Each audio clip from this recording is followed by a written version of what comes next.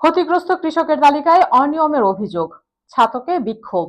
বিস্তারিত দেখুন আমাদের সহকর্মী আনোয়ার হোসেন রনির রিপোর্টে।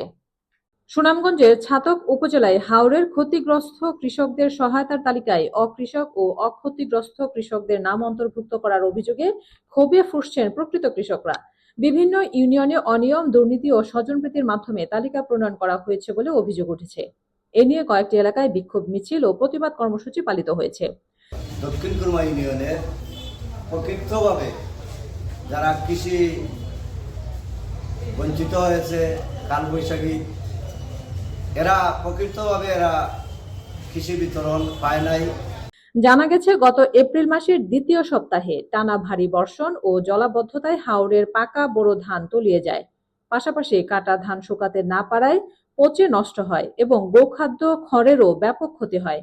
ক্ষতিগ্রস্ত কৃষকদের সহায়তা দিতে সরকারের নির্দেশে উপজেলা প্রশাসন ও কৃষি বিভাগ তালিকা প্রস্তুত করে।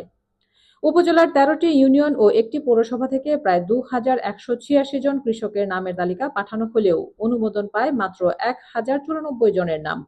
এসব কৃষককে নগদ 3000 টাকা এবং 15 কেজি চাল বিতরণ করা হয়েছে। তবে প্রকৃত ক্ষতিগ্রস্ত অনেক কৃষকের নাম তালিকায় না থাকায় এলাকায় অসন্তোষ দেখা দিয়েছে। মঙ্গলবার কালারুকা ইউনিয়নের রায়াত গ্রামে বঞ্চিত কৃষকরা বিক্ষোভ মিছিল করেন। এর আগে সাল্লা উপজেলাতেও একই দাবিতে ক্ষতিগ্রস্ত কৃষকরা প্রতিবাদ কর্মসূচি পালন করেন। স্থানীয়দের অভিযোগ, ইউনিয়ন পরিষদের চেয়ারম্যান, সদস্য ও সংশ্লিষ্ট ব্যক্তিরা নিজেদের আত্মীয়-স্বজন এবং প্রভাবশালী ব্যক্তিদের নাম তালিকাভুক্ত করেছেন। এমনকি তালিকায় নাম অন্তর্ভুক্ত করতে কৃষকদের কাছ থেকে অর্থ গ্রহণেরও অভিযোগ উঠেছে। উত্তর খুরমা ইউনিয়নের বাসিন্দা ও বিএনপির নেতা মুজাহিদ আলী হিরো অভিযোগ করে বলেন, প্রশাসনের মাধ্যমে স্বজনপ্রীতি করে কয়েকজন অক্ষতিগ্রস্ত ব্যক্তির নাম তালিকায় অন্তর্ভুক্ত করা হয়েছে। দক্ষিণ খুরমা এলাকার বিএনপি নেতা আব্দুল খালিক বলেন, যারা প্রকৃত ক্ষতিগ্রস্ত তারা বাদ পড়েছেন, আর যাদের কোনো ক্ষতি হয়নি তাদের নাম তালিকায় রয়েছে। ক্ষতিগ্রস্ত কৃষক ওসমান গনি বলেন, আমার অর্ধেক জমির ধান পানিতে নষ্ট হয়েছে, অথচ আমার নাম তালিকায় নেই।